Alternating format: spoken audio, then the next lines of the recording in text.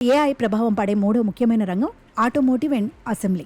కార్లు, ట్రక్కులు, బస్సులు, బైకులు ఇలాంటి వాహనాల్ని తయారు చేయడం, వాటి విడి భాగాలు ఉత్పత్తి చేయడం, అమ్మడం ఇవన్నీ ఆటోమోటివ్ రంగానికి చెందిన విషయాలే. వాహనాల కొత్త మోడల్స్ డిజైన్ చేయడం, విడి భాగాల్ని అసెంబుల్ చేసి వాహనాల్ని నిర్మించడం, నిర్మించిన వాహనాలకి నాణ్యత పరీక్షలు చేయడం ఇవన్నీ ఆటోమొబైల్ రంగంలో నిత్యం జరిగే పనులు. విడి భాగాల తయారీ కూడా మరో ముఖ్యమైన విభాగం. అంటే వాహనాల తయారీతో పాటు వాటి ఇంజన్లు, టైర్లు, బ్యాటరీలు ఇలాంటివి తయారు చేయడం కూడా చాలా ముఖ్యమైన విభాగాలే.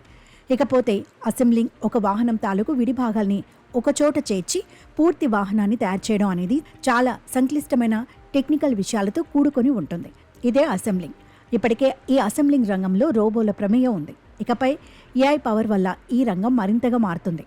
అన్నట్టు ఆఫ్టర్ సేల్ సర్వీసుల విషయంలో కూడా అనేక మార్పులు రాబోతున్నాయట. అంటే అమ్మిన వాహనాలకి రెగ్యులర్ ఇంటర్వెల్స్లో సర్వీసింగ్ చేయడం, అవసరమైనప్పుడు రిపేర్లు చేయడం ఇవన్నీ.